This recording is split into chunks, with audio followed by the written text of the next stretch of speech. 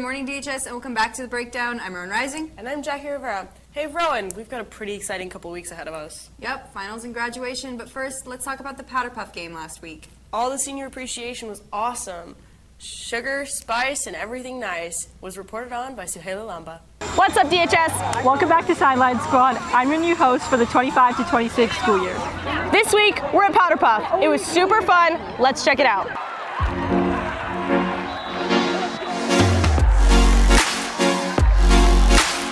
On Friday, May 30th, senior and junior girls faced off in the annual Powderpuff game, while the guys brought the energy from the sidelines as cheerleaders. The event took place at the DHS Stadium, which was packed with family and friends. The game kicked off with an explosive play from the seniors. Running back Mia Alamara sprinted down the field, dodging multiple junior defenders to score the first touchdown of the night. How do you think the game went? I think that the game went really well. I think it was nice to see all the seniors kind of come together. I think it was hype and super fun. And then what was your favorite part of the game? I loved watching Mia run down that sideline, get by everyone. No one can get her. Although the seniors grabbed an early lead, the juniors kept it competitive throughout the first half. Cheers erupted from coaches, players, and cheerleaders every time a touchdown was scored or a big play was made.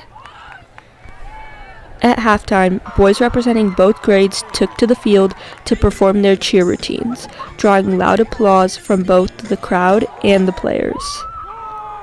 As the sun began to set, the second half was underway and the game remained close. But in the fourth quarter, the seniors managed to pull away to a 10-point lead. Despite strong effort from the juniors, time ran out on the clock and they weren't able to secure a comeback. The seniors won the game with the final score of 26-16.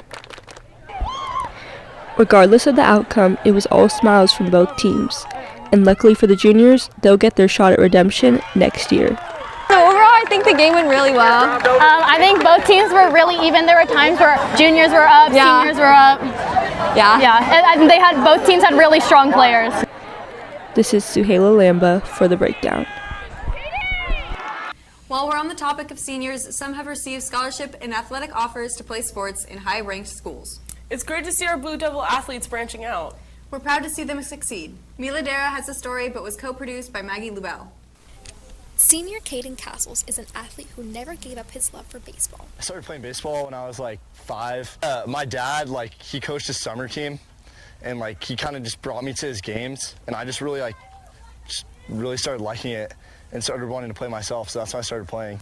In August 2023, Castles received a D1 scholarship to play pitcher for the UC Irvine baseball team. I was really excited because that was actually one of my dream schools. In 2014, I went to a UC Davis game, and they were playing UC Irvine, and UC Irvine was ranked 10th in the nation at the time. And I just remember I really wanted to go there ever since then, so I was stoked when I got the offer.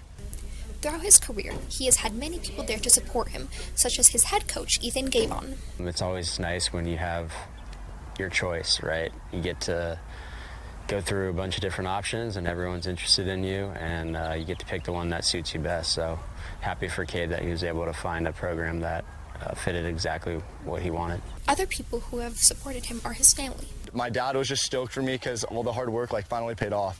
Castles' longtime teammate and best friend, Andy Lejera, was also excited to hear about his offer. My reaction when I heard that he got into Irvine was excited and proud of him. He's changed, just becoming a better player in general and having more composure with his play. Castles is excited to learn and grow next year on the field at UC Irvine. Such an enjoyable sport, when you're in the moment, because the anticipation, it really builds up. You can't really explain the feeling. You have to literally live it. This is Mila Dera for The Breakdown. Whatever happened to vinyls? They're very much still around. You should check out Armadillo Music. That corner store in downtown?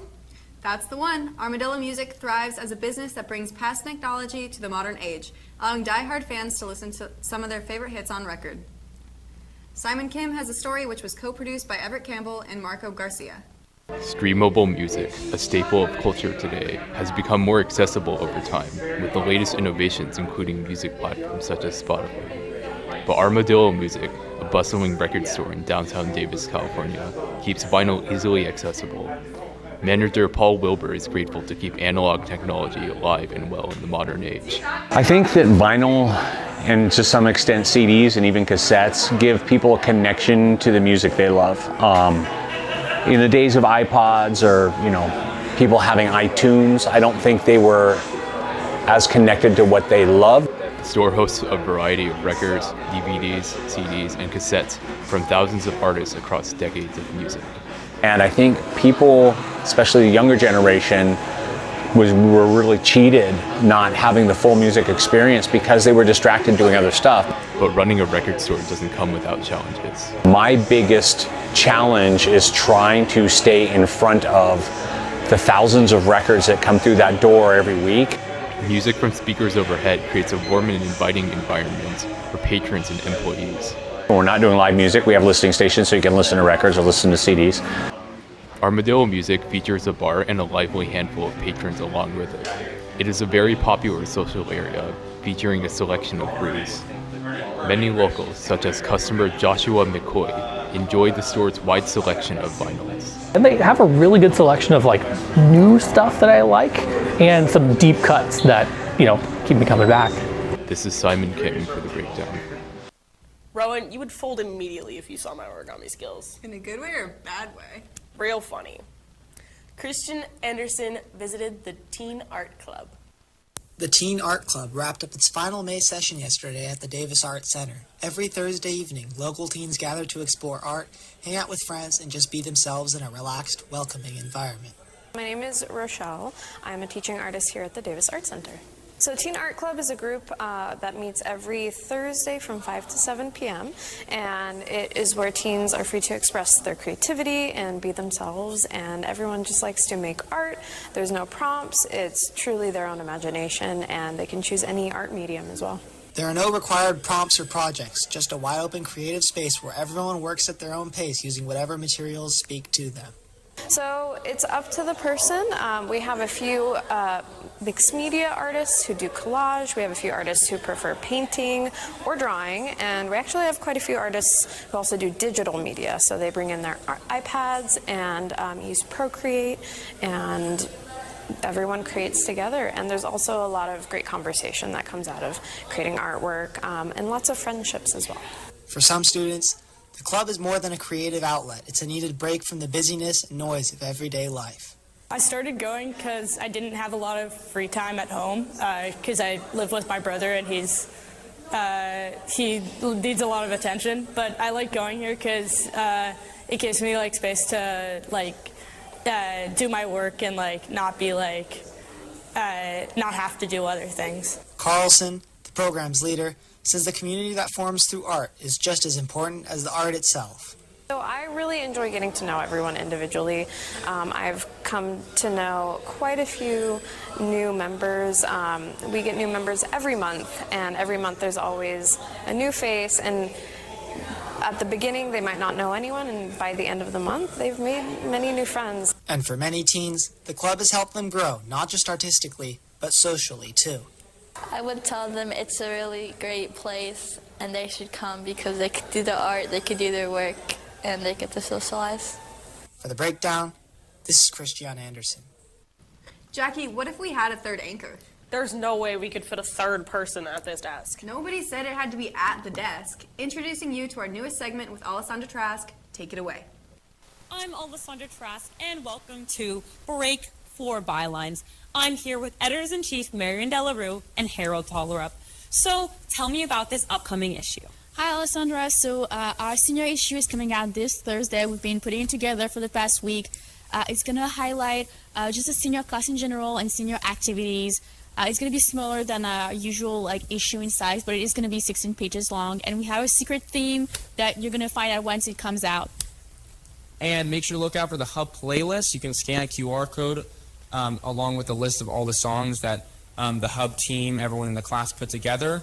Moreover, look out for Senior Ditch Day and other senior activities that will be highlighted. Yeah, and we also have a special page with senior quotes that seniors that chosen if they had senior quotes in the yearbook. So you can also catch that in your fourth period once you get the paper on Thursday. Be sure to pick those up. Thank you so much. And this has been Break for Bylines. Back to you. Amazing. Be sure to check that out. School is almost out, but don't worry, StudGov still has some announcements. Here they are. What's up, DHS? We're back with a stack of announcements. First up, graduation is going to be at 7 p.m. in the stadium, and then you can get extra graduation tickets if you don't have enough for $10 each at the finance office. Keeping it short and sweet. Good luck on your finals, guys. You'll get to see us one last time next week. It's been a great week. We'll see you next time on The Brakedown.